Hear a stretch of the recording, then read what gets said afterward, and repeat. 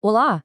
Hoje, a nossa missão é desconstruir um dos assuntos mais fascinantes e, ao mesmo tempo, mais confusos do nosso tempo, o Bitcoin. E olha, vamos começar direto pelo ponto mais polêmico. Muita gente, quando ouve falar de Bitcoin pela primeira vez, já associa, isso aí é pirâmide. Mas será que é isso mesmo? Vamos investigar. Para a gente entender a diferença, primeiro a gente precisa ter clareza do que é uma pirâmide. É bem simples, na verdade. A estrutura inteira depende de recrutar mais e mais gente. O dinheiro que entra dos novos participantes é usado para pagar quem entrou antes.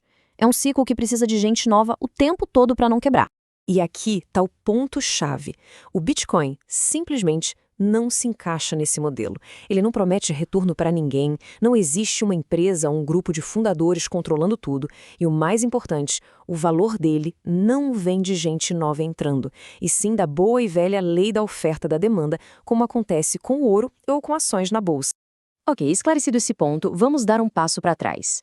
Por que algo como o Bitcoin surgiu, afinal? Para entender isso, a gente precisa olhar um pouquinho para a história do dinheiro que a gente usa todo dia. Durante séculos, o dinheiro era lastreado em algo físico e escasso, principalmente o ouro. Mas, em 1971, tudo mudou. A maioria das moedas do mundo, incluindo as nossas, se tornaram fiduciárias. O que isso quer dizer? Que o valor delas vem unicamente da confiança que a gente deposita no governo que as emite. Tem uma analogia que ajuda a entender bem isso. Pense num suco de laranja bem concentrado.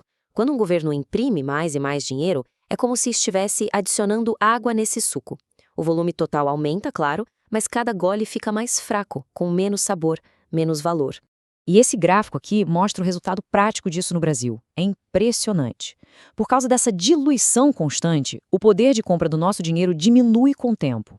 Para se ter uma ideia, aquele R$ 1 de 1994, hoje, compra o que mais ou menos 12 centavos compravam naquela época.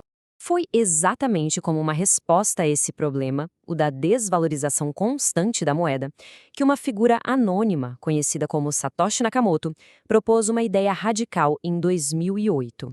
A proposta era criar um novo tipo de dinheiro com duas características fundamentais para combater os problemas do dinheiro tradicional. Primeiro, ser descentralizado, ou seja, sem ninguém no comando. E segundo, ser escasso por natureza. E a mágica por trás disso tudo tem um nome: blockchain. Pense nela como um gigantesco livro contábil digital.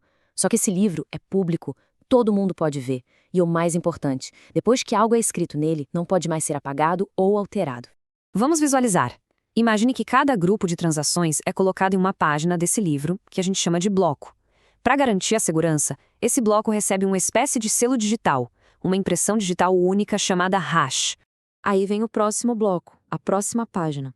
Ele não só tem o seu próprio selo, o seu próprio hash, como também carrega uma cópia do selo do bloco anterior.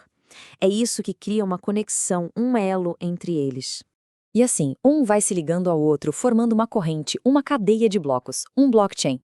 Se alguém tentasse de má fé alterar uma informação num bloco lá do passado, o selo digital daquele bloco mudaria. Isso quebraria a conexão com o bloco seguinte, e com o próximo, invalidando toda a corrente. É um sistema de segurança genial. Então, ok, a tecnologia por trás é super segura. Mas na prática, como é que as pessoas interagem com o Bitcoin? E claro, quais são os riscos que precisam ser levados em conta? Basicamente, existem 3 caminhos mais comuns. O primeiro é via ETFs na Bolsa de Valores, que é bem simples. O segundo, através de fundos de investimentos especializados. E o terceiro, que é o mais raiz, digamos assim, é comprar o ativo diretamente numa corretora de criptomoedas. Mas é fundamental entender os riscos. Primeiro, a volatilidade. O preço sobe e desce de forma muito intensa.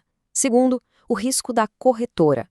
Deixar as moedas lá é um ato de confiança. Se a empresa quebrar, já vimos casos como o da FTX, o dinheiro pode ser perdido. E terceiro, o risco regulatório, de governos criarem leis que restringam ou proíbam o uso. Isso nos leva a uma frase que é um verdadeiro mantra nesse universo: Not your keys, not your coins. Quer dizer, se as chaves não são suas, as moedas não são suas. Essas chaves são como a senha mestra da sua conta. Se essa senha está nas mãos de terceiros, como uma corretora, na prática, a posse total dos ativos não é sua. Agora, vamos falar da característica que talvez seja a mais revolucionária do Bitcoin. Aquilo que o diferencia de qualquer dinheiro que já existiu. A sua escassez programada em matemática. Diferente das moedas de governos que podem ser impressas sem um limite claro, o código do Bitcoin é absoluto. Só existirão, no máximo, 21 milhões de unidades, nenhuma a mais. E essa escassez é garantida por um evento automático chamado halving. A cada 4 anos, mais ou menos, o próprio sistema corta pela metade a quantidade de novos bitcoins que são criados. É como se a torneira de novas moedas fosse fechada aos poucos, de forma programada. E aqui a gente vê o impacto direto disso. Antes de 2020, eram criados 12,5 bitcoins a cada novo bloco.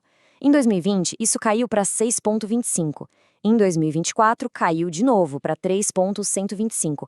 Ou seja, com o tempo, fica cada vez mais difícil e raro gerar novos bitcoins. Ao juntar uma escassez absoluta, matemática, com uma rede que não tem um dono, o Bitcoin se apresenta como uma alternativa realmente fundamental ao sistema financeiro que conhecemos. E isso nos deixa com uma pergunta para refletir. Se a própria ideia de dinheiro está em plena evolução, como a gente vai enxergar o conceito de valor e de troca daqui a, digamos, 50 anos?